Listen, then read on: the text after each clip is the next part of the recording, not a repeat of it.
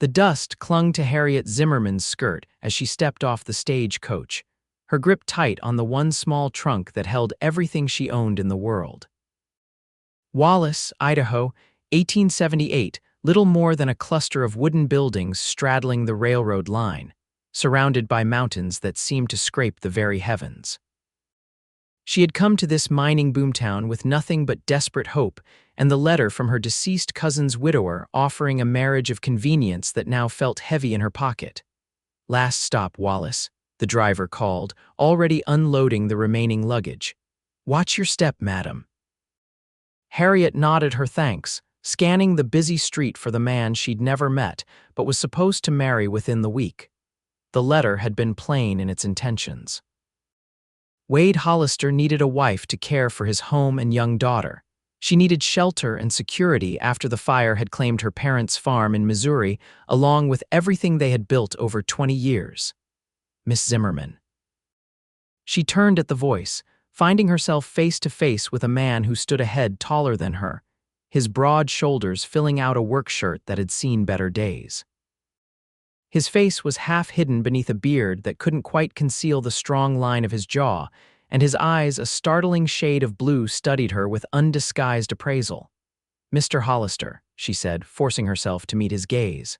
"I presume," he nodded once, reaching for her trunk. "Welcome to Wallace. How was your journey?" "Long, dusty."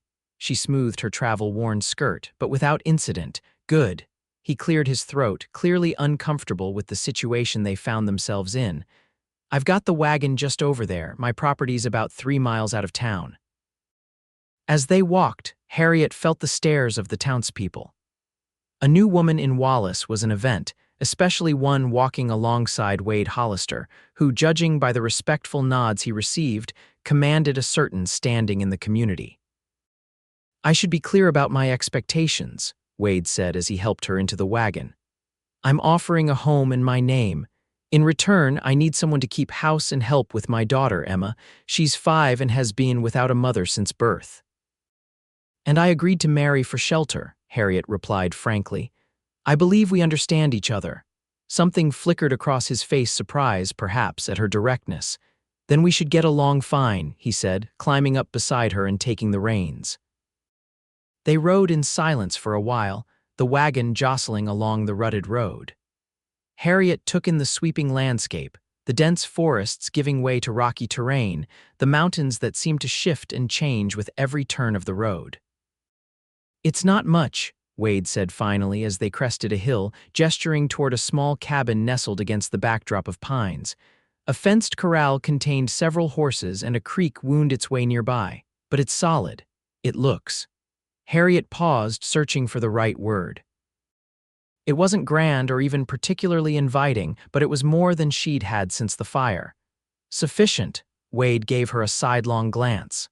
"Sufficient," he repeated, the word hanging between them. As they drew closer, a small figure darted from the cabin door, a little girl with her father's blue eyes and a tangle of dark curls, dressed in a faded pinafore that had clearly been mended several times. "Papa," she called, running toward the wagon. She stopped short when she spotted Harriet. Suddenly shy, Wade jumped down and lifted his daughter into his arms. "Emma, this is Miss Zimmerman. She's going to be staying with us." The child regarded Harriet solemnly. "Are you going to be my new mama?" Harriet's heart constricted at the directness of the question. Yes, I suppose I am." Emma nodded as if this made perfect sense. "Good, Papa can't sew buttons and my dress keeps coming undone." Despite herself, Harriet smiled. "Well, I'm quite good with buttons." Wade set Emma down and helped Harriet from the wagon. "I'll show you inside," he said, retrieving her trunk. "It's not much, but it's more than I had yesterday," Harriet finished for him, "and that's enough for now." Inside, the cabin was indeed small, a main room with a stone fireplace, a rough-hewn table with 4 chairs, and a curtained-off sleeping area that she assumed was Wade's. A ladder led to a small loft where she could see a child-sized bed. "You'll sleep up there with Emma for now," Wade explained, following her gaze. "After we're married, I'll build an addition. You should have your own space." Harriet nodded, appreciating the consideration even as her stomach tightened at the thought of the wedding. "When will that be?" The marriage, I mean. Sunday, I spoke to the minister in town. It'll be simple, just us, Emma, and a couple of witnesses. Wade shifted uncomfortably. Unless you want more, there isn't much call for celebration given the circumstances. No, Harriet agreed quickly. Simple is best. Later that night, after a simple supper of beans and cornbread that Wade had prepared, Harriet sat beside Emma's bed in the loft, the child's worn Bible in her hands. She had read 3 stories before the girl's eyelids began to droop. Miss Zimmerman, Emma murmured sleepily. Yes, Emma. Are you sad about marrying Papa? The question caught Harriet off guard. Why do you ask that? Because you don't smile much. And Papa said you need a home and we need someone to help us. But that doesn't sound like the stories in my book where people get married because they love each other. Harriet carefully closed the Bible, buying time to formulate an answer. There are many kinds of marriages, Emma. Some start with love and some grow into it. Will you grow to love us? Harriet looked at the child's hopeful face and felt something shift inside her. I think that would be very easy to do, she said softly, surprising herself with the truth of it. From below, she heard the sound of Wade moving about, stoking the fire for the night. A man she barely knew, yet one who had opened his home to her when she had nowhere else to go. Your papa seems like a good man, she told Emma. He is, Emma said with the absolute certainty of a child. He's the best pauper in the whole territory, and he's very good at building things. He built this whole house by himself. Did he now? And he's going to build more, he promised. As Emma finally drifted off to sleep, Harriet made her way down the ladder to find Wade sitting at the table, a ledger open before him, his face serious in the lamplight. She's asleep, Harriet said quietly. Wade looked up. Thank you, she's taken to you already. She's a sweet child. She's had it rough, losing her mother so young. His voice held a note of regret that made Harriet wonder about the woman who had given birth to Emma. May I ask what happened to your wife? Wade's jaw tightened. Rebecca died in childbirth. There were complications, and the doctor was 3 towns away. I'm sorry, he shrugged, closing the ledger. It was a long time ago. Emma never knew her, which is maybe a blessing in its way. Harriet took a seat across from him. I should be clear about something, Mr. Hollister. Wade, he corrected. If we're to be married in 3 days' time, you might as well use my given name. Wade, then. She took a deep breath. I agreed to marry for shelter, and I'm grateful for what you're offering, but I want you to know I'm not afraid of hard work. I ran my parents' farm with them for years. I can cook, clean, sew, tend a garden, even help with livestock if needed. I don't doubt your capabilities, Miss Zimmerman. Harriet, a slight smile touched his lips. Harriet, I'm not looking for a servant, I'm looking for a partner. Someone to help make this place a home for Emma. And for yourself, she asked quietly. Something flickered in his eyes. I've managed well enough on my own, but you advertised for a wife, for Emma's sake. Harriet wasn't entirely convinced, but she nodded. Well, I'm here now. And I intend to earn my keep. About that, Wade leaned forward, his expression serious. I've been thinking about what you said earlier about agreeing to marry for shelter. Harriet tensed. Are you having second thoughts? No, but I want you to understand something. He met her gaze directly. You agreed to marry for shelter, and that's a fair arrangement, but I don't want you to feel trapped by these 4 walls. This cabin, this land, it's just a starting point. I don't understand. Wade's eyes held a determination that caught her by surprise. Then let me build you more than walls, Harriet. Let me build you a life here, a real home, not just a place to shelter. The sincerity in his voice made her throat tighten unexpectedly. That's a generous offer, Mr. Wade, but unnecessary. I'm content with our arrangement as it stands. He studied her for a long moment, then nodded once. Fair enough, but the offer stands. That night, lying in the small bed beside Emma's, Harriet found sleep elusive. She stared at the rough-hewn beams above her head, listening to the unfamiliar sounds of this new place, the distant howl of a wolf, the soft creak of the cabin settling, the gentle breathing of the child beside her. She thought of Wade's words, let me build you more than walls, and wondered what exactly he meant. What did a man like him, hardened by the frontier and the loss of his wife, know about building anything beyond the physical? Yet she couldn't deny the comfort she felt under this roof, precarious as her situation might be. For the first time since the fire, she wasn't completely alone. The next morning, Harriet woke before dawn, the habit of farm life deeply ingrained. She dressed quietly, careful not to disturb Emma, and made her way down to the main room to find Wade already gone. A note on the table informing her he'd gone to check the fences on the north side of the property and would return by midday. Grateful for the chance to explore her new surroundings without scrutiny, Harriet set about familiarizing herself with the cabin. The pantry was modestly stocked but organized. The woodpile needed replenishing. Emma's clothes, as she'd noticed the day before, needed mending. She made mental notes of all the tasks that required attention, finding comfort in the prospect of useful work. By the time Emma woke, Harriet had a pot of oatmeal bubbling on the stove and had swept the main room. "Good morning," she greeted the sleepy-eyed child. "Are you hungry?" Emma nodded, climbing onto one of the chairs at the table. "Papa usually makes flapjacks on Thursdays," she said, a note of disappointment in her voice. Harriet paused. "Does he now? Well, I don't see why we can't have those instead, if you'll show me where the ingredients are." Emma brightened immediately, scrambling down to help. As they worked together, Harriet learned more about the routine of the household when Wade typically left for his work with the horses. What chores Emma was responsible for collecting eggs from the 3 hens and feeding the barn cat named Whiskers, and which days the peddler usually came by with goods from town. "And on Sundays we go to church in Wallace," Emma explained as they sat down to the flapjacks. "Except when it's snowing too bad, then Papa reads from the Bible here. This Sunday will be special," Harriet said carefully. "That's when your father and I will be married." Emma considered this as she chewed. "Will you wear a pretty dress?" Harriet glanced down at her serviceable gray dress, one of only 3 she owned. "I'm afraid I don't have a fancy dress for weddings." "Papa could buy you one," Emma suggested. "He sold 2 horses last month and has money in his box." "That's very thoughtful, Emma, but I wouldn't ask your father to spend money on such things." "Ask me what?" Wade's voice came from the doorway, where he stood with an armful of firewood. Emma bounced in her seat. "To buy Harriet a wedding dress. She doesn't have one." Wade's eyes met Harriet's over Emma's head, and she felt a flush creep into her cheeks.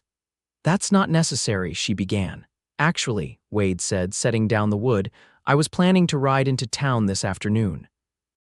There are a few things we need before Sunday. You're welcome to join me, both of you." Emma clapped her hands in delight. "Can we, Harriet, please?" Put on the spot, Harriet found herself nodding. "If your father doesn't mind the company." "I wouldn't have offered if I did," Wade said, his tone impossible to read. He glanced at the table. "Flapjacks on Thursday. I see Emma's been sharing our routines." "I hope you don't mind that I took the liberty," he waved off her concern. "It's your kitchen now, too." A slight smile tugged at his mouth. "And they smell better than mine usually do." The ride into Wallace later that day gave Harriet her first real look at the surrounding countryside in daylight. The landscape was rugged but beautiful, with pine forests giving way to meadows dotted with wildflowers, all against the backdrop of mountains that seemed to touch the sky. "It's beautiful here," she said, almost to herself. Wade, who was driving the wagon with Emma between them, glanced at her in surprise. "Most newcomers find it too harsh at first." "Oh, it's harsh," Harriet agreed, "but there's honesty in that. The land doesn't pretend to be anything it's not." Something like appreciation flickered in Wade's eyes. "That's a good way of looking at it." As they approached Wallace, Harriet saw that it was indeed a mining town in every sense, rough-hewn and utilitarian, with a main street lined with saloons, a general store, a small church, and various businesses catering to the miners and railroad workers who were the lifeblood of the community. Wade pulled the wagon up in front of the general store. "I need to speak with Mr. Peterson about a lumber order. Emma knows Mrs. Peterson. She can introduce you." Inside the store, Harriet was greeted warmly by Mrs. Peterson, a plump woman with kind eyes who immediately took charge of Emma. "So you're the brave soul who answered Wade Hollister's advertisement," Mrs. Peterson said, sizing Harriet up with undisguised curiosity. Half the widows in the county were disappointed when they heard he'd found someone. Harriet's eyebrows rose. "Were they?" "Oh my, yes." Wade's considered quite the catch, despite his stubborn ways. "Owns his land outright, has a way with horses that borders on magical, according to some, and he's raised that little girl to be the sweetest thing despite everything." Mrs. Peterson leaned in conspiratorially. "Not to mention he's easier on the eyes than most men in these parts." Harriet felt her cheeks warm. "We have a practical arrangement. Don't they all start that way?" Mrs. Peterson winked. "Now, what can I help you with today?" By the time Wade finished his business with Mr. Peterson, Harriet had selected a length of blue cotton fabric that Mrs. Peterson assured her could be quickly made into a simple but appropriate wedding dress, as well as some basic supplies for the household. "I hope you don't mind," Harriet said as Wade examined her selections. "I tried to be economical." "It's fine," he said, adding the items to his own purchases without question. "Emma, why don't you go see if Mrs. Peterson has any of those peppermint sticks you like while I talk to Harriet for a minute?" Once Emma was out of earshot, Wade turned to Harriet. "There's something I should tell you before we go any further with this." Harriet's heart sank. Here it was the revelation that would change everything, the reason a man like Wade had to advertise for a wife instead of finding one locally. "What is it?" she asked, bracing herself. "I'm planning to expand the property. I've been saving to buy the adjacent land from Old Man Jenkins. It would double our grazing area, give us access to better water." Relief washed over her, followed by confusion. "Why are you telling me this now?" "Because it means I'll be putting most of my earnings back into the land for a while. We'll have enough, but there won't be much for extras." He gestured to the fabric she'd chosen. "I want you to know what you're getting into." Harriet studied him, trying to understand this man who seemed so concerned with her expectations. "Wade, I came here with one trunk to my name. I'm not looking for luxury." "No, but you deserve better than just getting by." His jaw tightened. "I promised to build you more than walls, and I meant it, but it might take time." She was struck again by that phrase. "What exactly do you mean by that, building more than walls?" For a moment, he seemed at a loss for words. "I mean, a life worth living. Not just a roof and food, but a future. Something that belongs to you as much as to me and Emma, something we build together." Before Harriet could respond, Emma returned, clutching a peppermint stick and chattering about Mrs. Peterson's cat, who lived in the storeroom and caught mice. The moment passed, but Harriet found herself thinking about Wade's words as they completed their errands in town, stopping at the minister's house to confirm the Sunday service, purchasing a few more supplies, and finally heading back to the cabin as the afternoon shadows lengthened. That evening, after Emma was asleep, Harriet sat by the fire, working on the blue fabric, her needle flashing in the firelight as she quickly transformed it into a simple dress. Wade sat nearby, whittling a piece of wood into what looked like a small horse. The domesticity of the scene struck Harriet suddenly how quickly they had fallen into this shared routine, like a real family instead of strangers bound by necessity. "May I ask you something?" she said, breaking the comfortable silence. Wade looked up from his carving. "Of course." "Why did you choose me? You must have had other responses to your advertisement." He set down his work, considering the question. "There were 3 others. One was too young, barely 16, looking to escape her father. Another wanted assurances of financial security I couldn't provide. The third—" He hesitated. "She asked too many questions about how Rebecca died. There was something calculating in her interest. And you were direct, honest about your circumstances. You asked about Emma first before asking about the property or my means." He met her gaze. "And your letter had no spelling mistakes, which suggested education." Harriet laughed softly at the unexpected reason. "My mother was insistent on proper schooling. It shows." Wade picked up his carving again. "What about you? Why did you accept my offer over others you must have received?" "There was only one other," Harriet admitted. "A banker in St. Louis who wanted a housekeeper he wouldn't have to pay. He made that quite clear in his letter." Wade's expression darkened. "That's not a marriage, that's indentured servitude." "Precisely." "Your letter, however blunt, spoke of partnership, and you mentioned Emma." Harriet's needle stilled. "I lost everything in that fire, Wade. My parents, our farm, my future as I'd imagined it. The thought of helping raise a child who needed a mother, it gave me purpose again." Wade was silent for a long moment. "I'm sorry about your parents," he said finally. "I know what it's like to lose family suddenly. Your wife," her and my brother. He died in a mining accident 2 years before Emma was born. Wade's voice was steady, but Harriet could hear the pain beneath the words. That's why I turned to ranching. Couldn't stomach the thought of going back into the mines. You were a miner, Wade nodded. For 7 years, made enough to buy this land, then swore I'd never go underground again. They fell silent again, each absorbed in their own work, but Harriet felt a shift between them, a new understanding born of shared losses. Sunday arrived clear and crisp, the mountains etched sharply against a blue sky that seemed to go on forever. Harriet dressed in her newly completed blue dress, her hair neatly arranged, feeling a strange mixture of nervousness and resignation. Emma, excited by the occasion, had picked wildflowers for Harriet to carry and had donned her best dress, a slightly too small white pinafore that Harriet had let out as much as possible. When Harriet descended from the loft, she found Wade waiting, dressed in what was clearly his Sunday best, a clean shirt, dark trousers, and a vest she hadn't seen before. He'd trimmed his beard and slicked back his hair, and for a moment Harriet was struck by the handsome figure he cut. "You look nice," he said, his eyes taking in her appearance with evident approval. "As do you," she replied, smoothing her skirt self-consciously. They rode to Wallace in the freshly cleaned wagon, Emma chattering excitedly between them.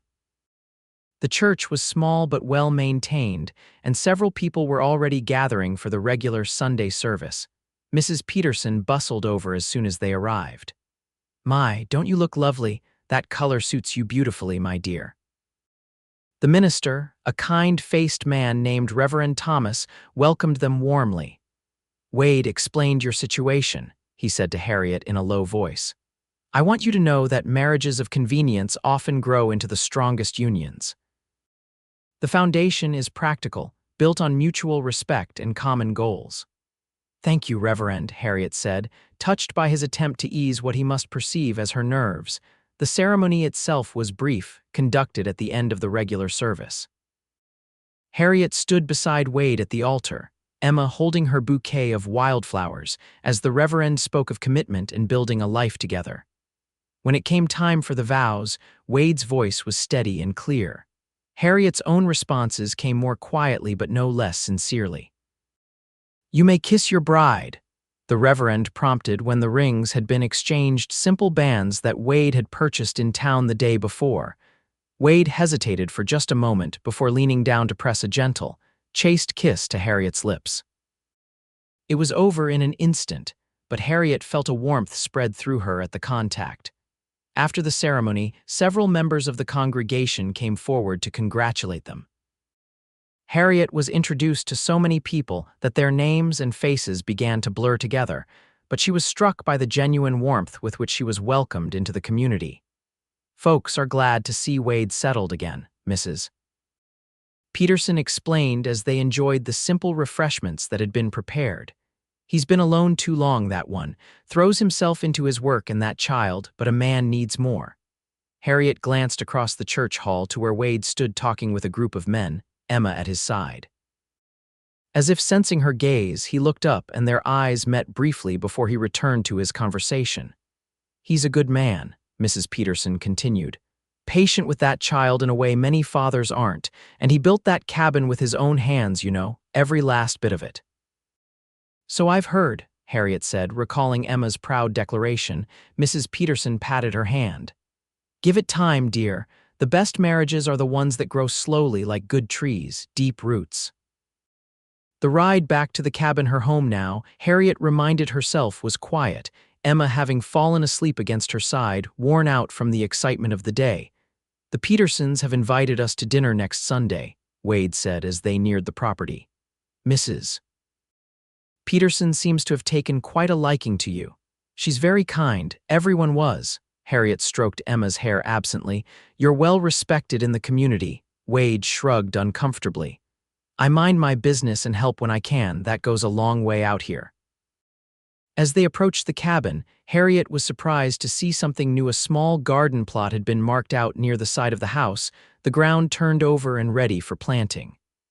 "When did you do this?" she asked as Wade helped her down from the wagon, careful not to wake Emma. "Yesterday, while you were finishing your dress." He lifted his sleeping daughter into his arms. "You mentioned wanting to grow vegetables. Thought you might like to get started." The thoughtfulness of the gesture caught her off guard. "Thank you," Wade nodded, shifting Emma's weight. "I'll put her to bed. Take your time coming in." Left alone in the gathering dusk, Harriet walked over to inspect the garden plot. It was well positioned for sunlight, protected from the worst of the wind by the cabin, and the soil looked rich. Wade had even left a set of gardening tools neatly arranged beside it. It struck her then that this was his way of making her feel at home, not with grand gestures or pretty words, but with practical actions that spoke to her needs and interests. Building more than walls, indeed. That night, Harriet lay awake long after Emma had fallen asleep, listening to the occasional creak of the floorboards below as Wade moved about. They had agreed that she would continue to sleep in the loft with Emma for the time being, while Wade worked on adding a proper bedroom to the cabin. "There's no rush," he had told her quietly as they stood awkwardly in the main room after Emma was asleep. "We hardly know each other. I won't press you for wifely duties until you're ready." The consideration in his voice had brought unexpected tears to her eyes. "Thank you," she had managed to say before retreating to the loft. Now, staring at the ceiling, Harriet wondered what kind of marriage this would become. Would they ever move beyond polite coexistence to something more? Did she even want that? She thought of the brief kiss in the church, how gentle his lips had been against hers, how solid and real he had felt standing beside her. Not an unpleasant thought, she had to admit. With that realization lingering in her mind, Harriet finally drifted off to sleep, the wedding band still strange and new on her finger. The next few weeks fell into a rhythm as Harriet settled into life at the Hollister homestead. Each day brought new tasks and small discoveries about her new family. She learned that Wade woke before dawn to tend to the horses, that Emma loved stories about brave princesses who rescued themselves, and that the cabin, for all its simplicity, had been built with careful attention to detail. True to his word, Wade began working on the addition to the cabin, spending his evenings and spare moments between ranch work measuring, sawing, and hammering. Harriet would often bring him water or coffee, using these moments to engage in brief conversations that slowly revealed more about the man she had married. She learned that he had come west from Pennsylvania after his parents died of influenza, that he had worked the mines until the accident that claimed his brother's life, and that he had met Rebecca, Emma's mother, at a town dance shortly after buying the property.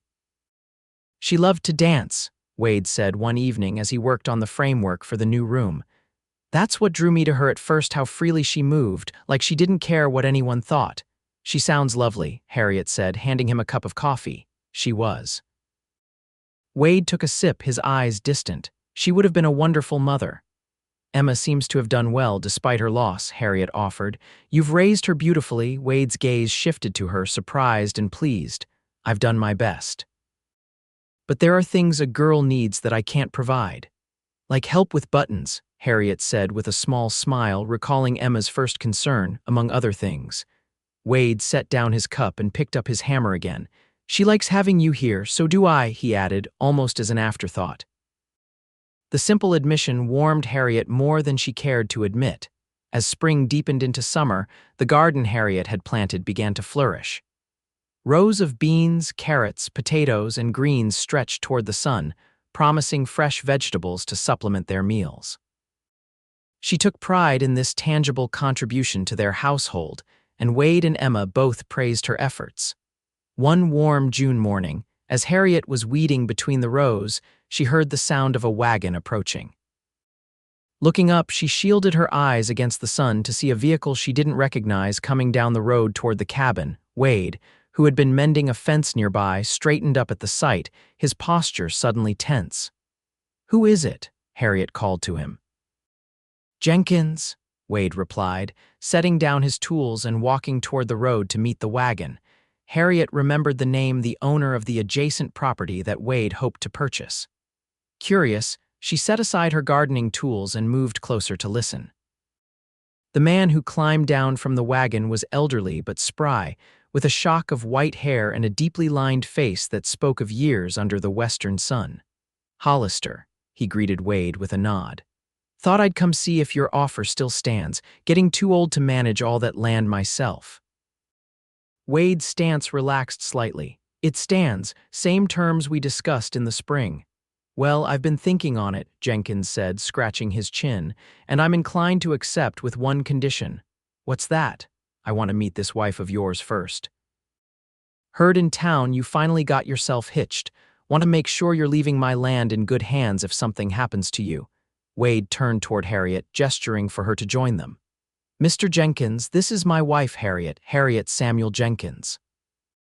Harriet approached, wiping her soil-stained hands on her apron. It's a pleasure to meet you, Mr. Jenkins. The old man studied her with sharp eyes. You know anything about ranching, Mrs. Hollister? The name Mrs. Hollister still sounded foreign to her ears, but Harriet stood tall. I grew up on a farm in Missouri. I know about hard work and respecting the land. Jenkins grunted, seemingly satisfied. And you plan to stay? Some women find the territory too harsh.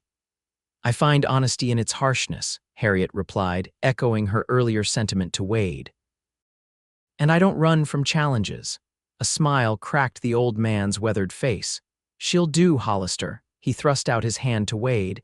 You've got yourself a deal. Come by next week with the money and we'll sign the papers. After Jenkins departed, Harriet turned to Wade. He came all this way just to meet me. Wade's expression was difficult to read. Jenkins is old school, believes in the long view, wants to make sure his land goes to people who'll care for it properly. He hesitated. Thank you for what you said. It matters to him that you understand what this place demands. I meant it. Harriet looked out over the property, the cabin with its half-finished addition, the garden, the corral where the horses grazed peacefully. I may have come here out of necessity, but I'm not planning to leave. Something shifted in Wade's eyes at her words, a softening she hadn't seen before. Good, that's good. That evening, as they sat on the porch after putting Emma to bed, Wade was uncharacteristically talkative, describing his plans for the expanded property, where to extend the grazing area, how to better utilize the creek that ran through Jenkins' land, improvements to make to the existing structures. You've thought this through thoroughly, Harriet observed, enjoying his enthusiasm. Had a lot of time to plan, Wade admitted. Been saving for this purchase for 3 years. It must mean a great deal to you, Wade nodded, looking out over the land as twilight settled around them. My father lost our family farm in Pennsylvania to debt, watched it tear him apart. I swore I'd never put myself in that position, that I'd build something solid, something that would last. He glanced at her. Something I could pass on to Emma one day, and now you can. We can, he corrected her gently. This is your home now too, Harriet, your future. The way he included her so naturally in his vision touched something deep within her. For the first time since losing her parents, Harriet felt like she belonged somewhere, that she was part of building something lasting instead of just surviving.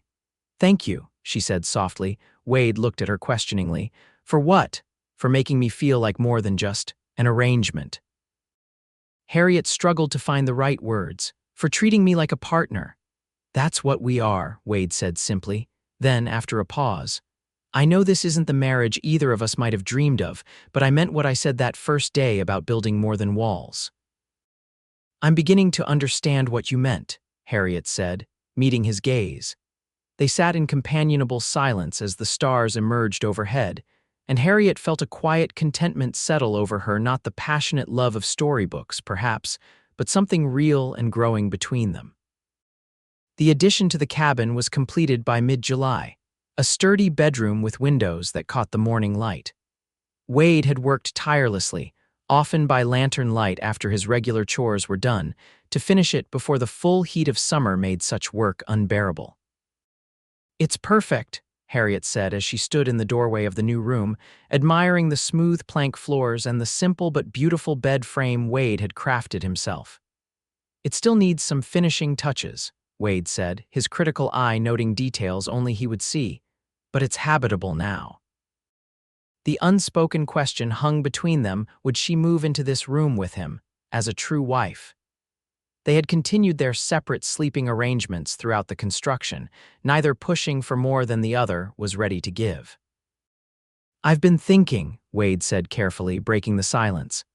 The loft is too small for both you and Emma now that she's getting older. She should have it to herself. If you're comfortable with it, this room is yours. Ours." Harriet felt her heart quicken at the implication. After nearly 2 months of marriage in name only, the prospect of sharing a bed with Wade both unsettled and intrigued her. She began, then stopped, gathering her courage. "Yes, that makes sense," Wade nodded, his expression giving away nothing of his thoughts. "I'll move my things in tomorrow." That night, as Harriet helped Emma prepare for bed, the child seemed unusually quiet. "Is something bothering you, Emma?" Harriet asked as she braided the girl's dark hair. Emma twisted her small hands in her lap. "If you move out of the loft, will you still tell me stories at night?" Harriet's heart melted at the concern. "Of course I will. Every night, just like always. Promise?" "I promise." Harriet tied off the braid and turned Emma to face her. "Nothing will change between us, Emma. I'll still be right here in the cabin, just in a different room." Emma nodded, seemingly satisfied with this assurance. "Papa says you're my mother now for always, not just for pretend." "That's right," Harriet said, surprised by the rush of emotion the words brought. "For always." Emma threw her arms around Harriet's neck. "I'm glad you came to live with us." Holding the child close, Harriet realized with startling clarity that she had come to love this little girl as her own. What had begun as an agreement, a role to fill, had transformed into genuine affection. And Wade. What did she feel for the quiet, steadfast man who had offered her shelter and was now, true to his word, building her more than walls? She thought of his consideration, his quiet strength, the way his rare smiles transformed his face. The way he looked at her sometimes when he thought she wouldn't notice, with a warmth that spoke of more than mere convenience. Yes, there was something growing there too, something that made her both nervous and hopeful about the prospect of truly becoming his wife in all ways. The next day, Wade moved his things into their new shared bedroom, arranging his few personal items with care: a book of poetry that had belonged to his mother, a carved wooden box that held his important papers, the watch his father had given him before he died. Harriet added her own modest possessions: the quilt her mother had made for her hope chest, a small mirror that had survived the fire, a pressed flower from her wedding bouquet that she had saved between the pages of Emma's Bible. Together, these small tokens of their separate pasts began to create a shared present in the room Wade had built with his own hands. That evening, after Emma was asleep in her loft, Harriet and Wade prepared for bed together for the first time, the routine unfamiliar and slightly awkward. Harriet changed behind a screen Wade had thoughtfully provided, emerging in her nightgown with her hair loose around her shoulders. Wade, already in his nightclothes, looked up from where he sat on the edge of the bed, and Harriet saw his breath catch at the sight of her. The naked appreciation in his eyes made her flush. "You're beautiful," he said simply, the words clearly unplanned. "Thank you," she replied, unsure of how to respond to such directness. Wade stood and gestured to the bed. "Which side would you prefer?" The ordinariness of the question in the midst of such an extraordinary moment almost made Harriet smile. "The side near the window, if that's all right." "Of course." They settled into bed, careful not to touch, the space between them seeming both vast and negligible in the small room. "Good night, Harriet," Wade said softly, blowing out the lamp.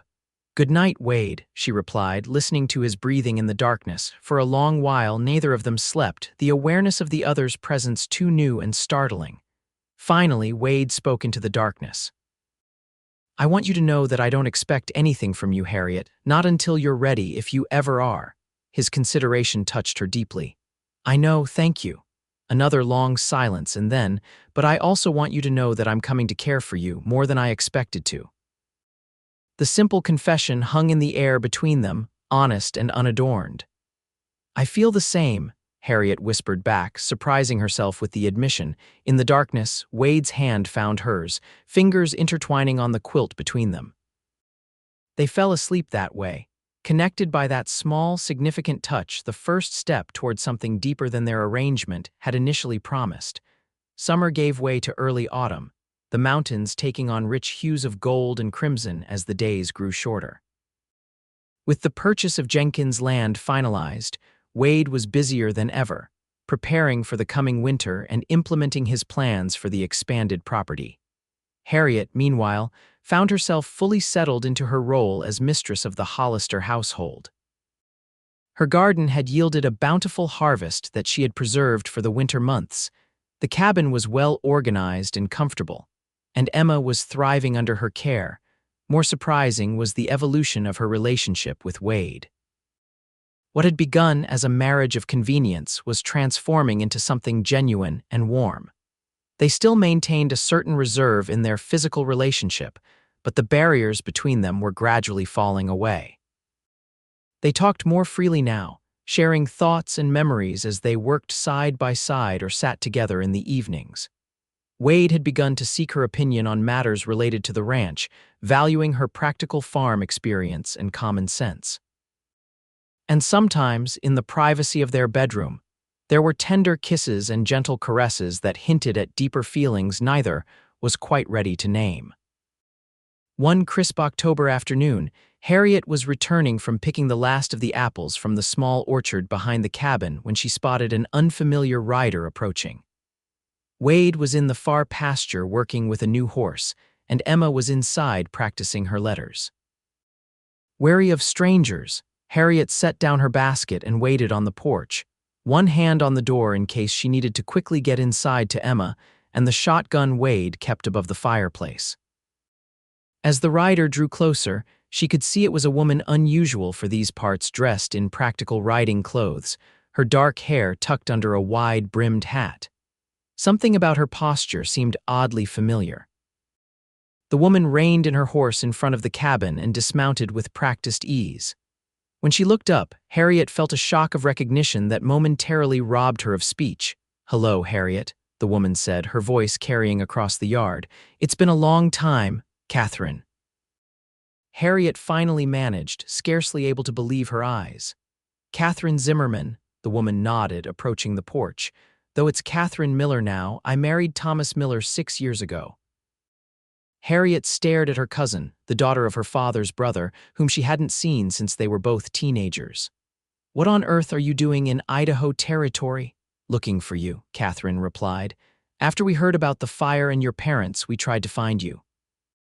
Thomas has business interests in several territories, and we've been making inquiries wherever we go. When we reached Wallace yesterday and mentioned the name Zimmerman, someone directed us to the Hollister ranch." Still stunned, Harriet gestured toward the door. "Please come inside. You must be tired from your journey." Inside the cabin, Emma looked up from her slate in surprise at the visitor. Harriet made quick introductions, then sent Emma to fetch fresh water while she prepared coffee for her unexpected guest. "This is a lovely home," Catherine remarked, glancing around the cabin. "Cozy. Thank you, we're still making improvements." Harriet busied herself with the coffee pot, mind racing with questions. "You said we tried to find me. Is Thomas here as well?" "He's in Wallace, finalizing some business. He'll join us tomorrow." Catherine accepted the cup Harriet offered her. "Harriet, there's something I need to tell you, and I'm not sure how to begin." A sense of foreboding crept over Harriet. "Just say it plainly, that's always best." Catherine nodded. "When your parents died, they left a substantial inheritance." Harriet nearly dropped her cup. "That's impossible. The farm was everything they had, and it was destroyed in the fire, not everything." Catherine set down her cup and met Harriet's gaze directly. "Your father invested in several mining ventures years ago, including one here in Idaho. They've proven quite profitable. Additionally, there was an insurance policy on the farm that paid out after the fire. Thomas has been acting as executor until you could be located." The information was too overwhelming to process. "How much?" Harriet asked faintly. "Enough to change your circumstances considerably," Catherine replied carefully. "Thomas has all the paperwork with him in town." Harriet sank into a chair, trying to make sense of this revelation. All these months, she had believed herself penniless, dependent on Wade's charity, and now to learn that she had means of her own, it altered everything. "Does this mean you're rich now, Harriet?" Emma asked, her young face serious as she tried to understand the adult's conversation. I don't know, Emma," Harriet answered honestly. "I need to speak with Catherine's husband to understand everything. If you're rich, will you still be my mama?" The question cut straight to Harriet's heart. "Of course I will," she assured Emma quickly, drawing the child into her arms. Nothing could change that. But even as she spoke the words, Harriet wondered what this news would mean for her marriage. She had wed Wade believing she had no options, no resources of her own. Would he think she had somehow deceived him? Would he feel differently about their arrangement now that she wasn't dependent on him? Catherine stayed for dinner, during which Harriet managed to maintain a semblance of normalcy despite her inner turmoil. She was grateful when Wade returned from the pasture, his solid presence grounding her amid the shocking news. Wade took the revelation of Harriet's inheritance with characteristic calm. Asking practical questions about the details, Catherine could provide and agreeing to ride into town the next day to meet with Thomas Miller and review the paperwork. That night, after Catherine had been settled in the new room, Wade and Harriet temporarily returning to their previous sleeping arrangements, Harriet found Wade on the porch staring out at the starlit mountains. "Are you angry?" she asked quietly, joining him at the railing. Wade looked at her in surprise. "Why would I be angry? Because I married you thinking I had nothing, and now it turns out I have. Something, maybe something substantial."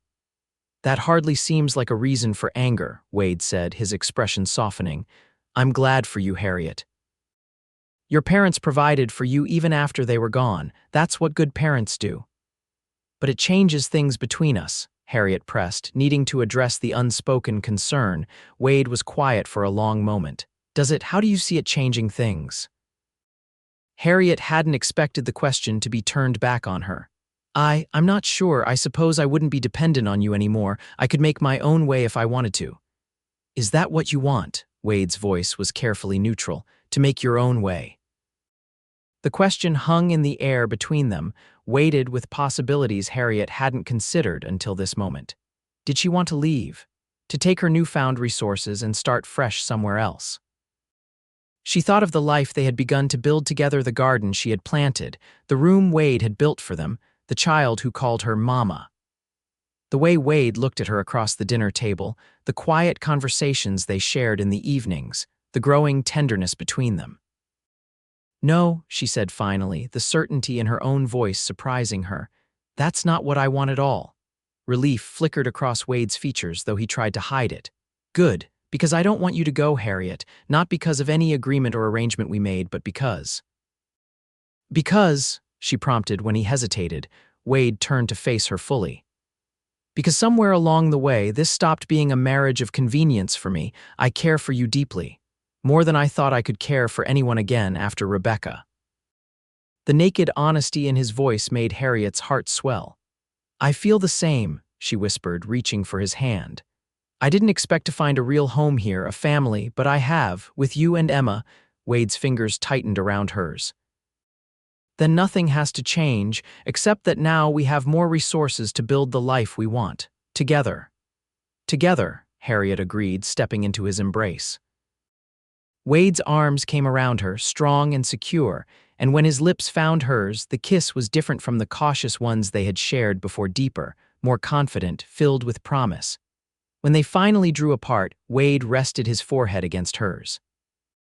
"You agreed to marry for shelter, and I promised to build you more than walls. I intend to keep that promise, Harriet, with or without your inheritance." "You already have," Harriet said softly. "You've built a home, a family, a future I never thought I'd have again." In the quiet darkness of the porch, with the mountains standing sentinel around them and the cabin glowing with warm light behind them, Harriet understood that the true inheritance she had received wasn't the money her parents had left her, but the chance to begin again, to build a life filled with purpose and, unexpectedly, with love.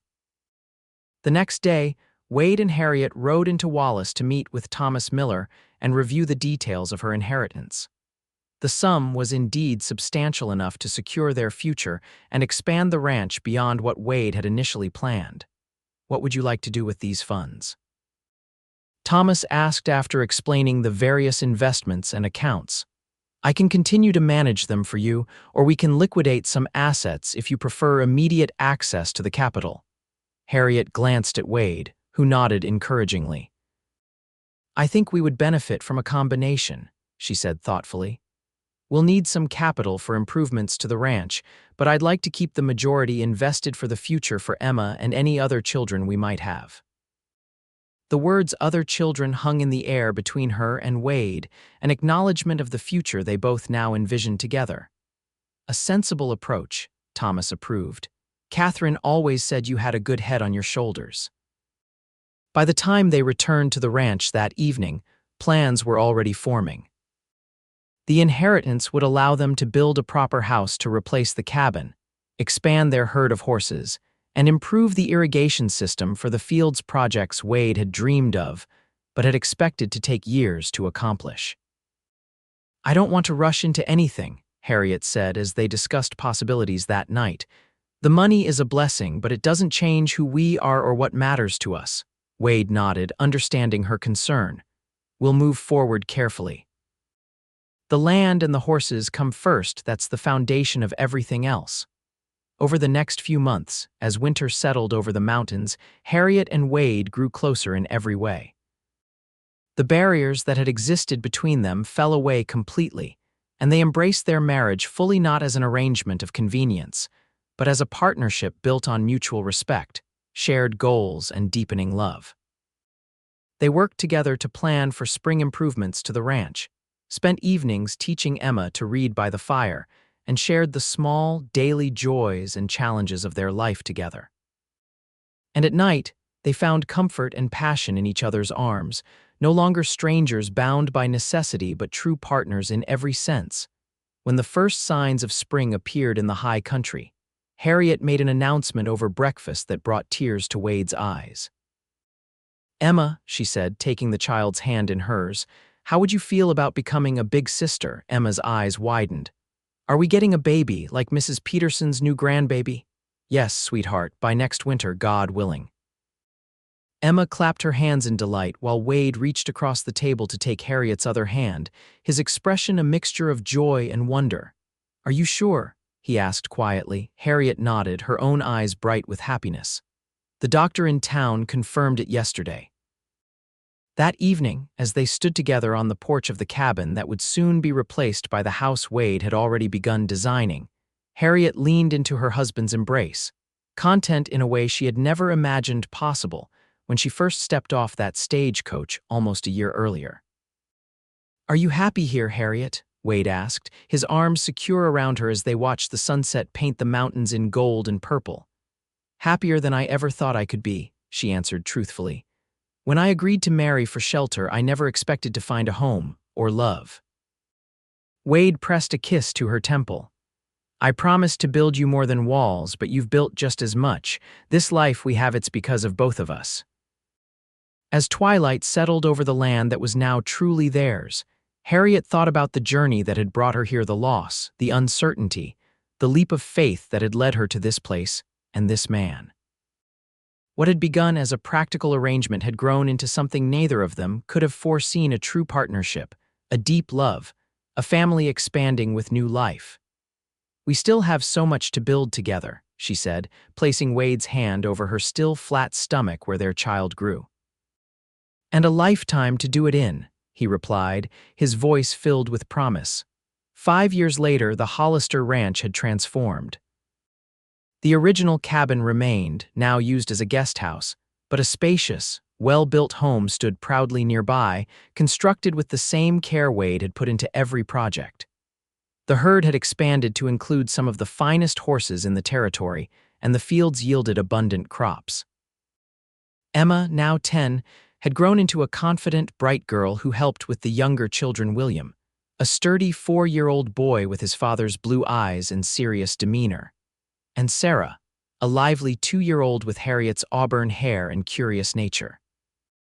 On a warm summer evening, as the children played in the yard under the watchful eye of Catherine and Thomas Miller, who visited regularly, Harriet found Wade sitting on the porch of the old cabin, running his hand along the weathered wood of the railing, feeling nostalgic. She asked, settling beside him. "Just thinking about beginnings," he replied, drawing her close. "About a woman who agreed to marry for shelter and how she changed everything." "As I recall, there was a promise involved," Harriet reminded him, "something about building more than walls." Wade smiled, the expression now coming easily to him after years of happiness. A promise I'm still keeping. As am I, Harriet said, leaning her head against his shoulder. Every day. From the yard came the sounds of children's laughter, and in the distance, the mountains stood unchanging against the sky.